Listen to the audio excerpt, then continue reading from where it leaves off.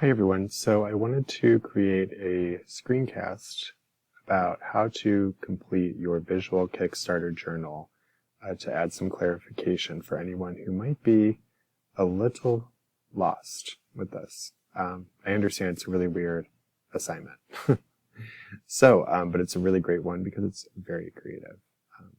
So remember, this assignment is all about interpreting and trusting your own voice when interpreting prompts, okay, artistically, creative prompts. So the whole goal is to be creative with how you interpret these prompts and to trust your voice as an artist. There is no right or wrong. There's only following or completing the prompts. Okay, so you want to make sure you have the drawings completed and the writing portion completed. So you're going to begin by drawing these 5 symbols. I know you can't see the whole thing. The video screen is a little, let me see if I can make it bigger. Nope. So you're going to draw these 5 symbols anywhere on your paper or your digital art making app. Okay. And I'm not going to show you how to set it up on the digital art making app. I will discuss things that you can do within a digital art making app. But again, I don't want to give too much because I want you to interpret your own way of how to complete this project. Just always remember there's no right or wrong. So you're going to draw those symbols, and then you rank them 1 to 5, 1 being the most preferred, like your favorite symbol, and then 5 being the least preferred.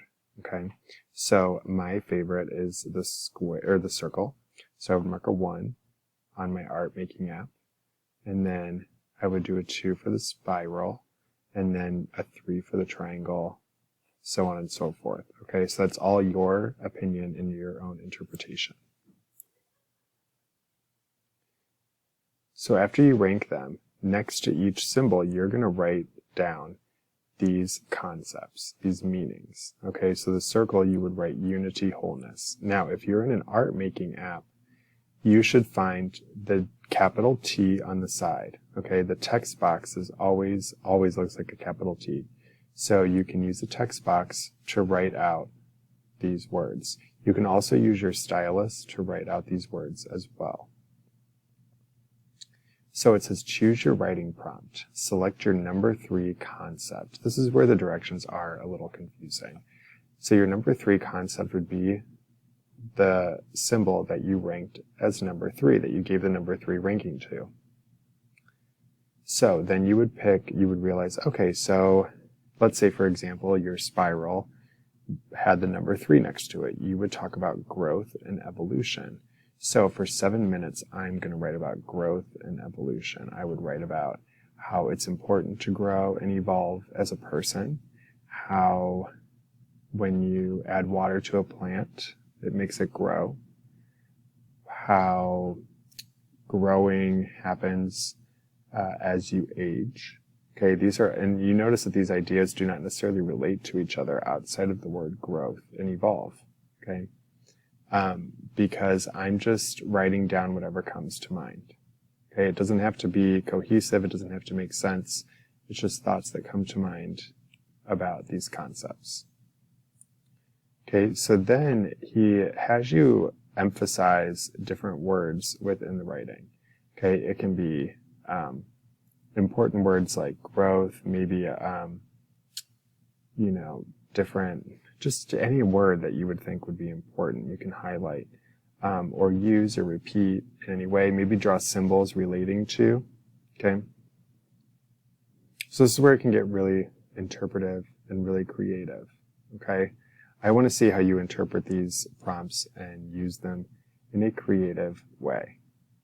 All right, so then the rest of these prompts are really up to you as well. And this is where it gets, I think, in my opinion, it gets a little easier.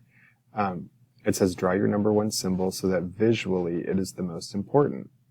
So they don't tell you how to do that to make it the most important. Is it the biggest one on the paper? Is it drawn the most times? Okay. Is it drawn in the center? Maybe in the center it is the most important.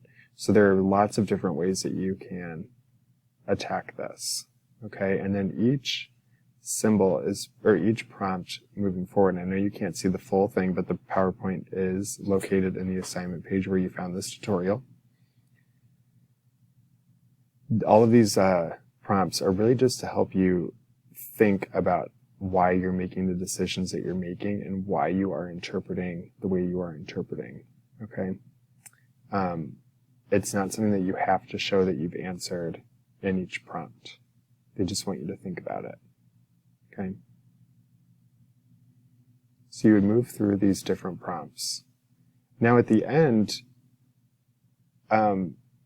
you're really free to be creative. Okay, I want you to add color. I want you to add designs. You can use the remove background, which can be found on the whiteboard in my Bitmoji page in Schoology, to remove the background of pictures and sort of add a collage element to these. So lots of different ways you can do it. Just make sure the page is filled with creativity, color, imagery, writing, words, all sorts of different things. You can see like growth was here, different writings about growth, all sorts of interesting, creative things. And it doesn't make any sense to us looking at this page. Okay? We don't know why these different, like why is the name Stephanie here? Why is this what seems to be like a baseball player here? Why is this calendar here with the date 25 marked? We don't know. Okay? That's up for the artist to know. This will trigger a memory or a source of inspiration in the artist that is, kind of their business. We don't need to know, because it's just for you. Okay, so this is just for you. I'm not going to look at these symbols and tell you that it was right or wrong that you placed them in any certain way. What I am going to look for is that you have the symbols represented on your paper, that you do have writing done, and that you do have those keywords incorporated. Otherwise, I'm going to love however it is that you present your interpretations. So I hope that clarifies some things. And please reach out if you have any questions or concerns. Okay, and have fun creating.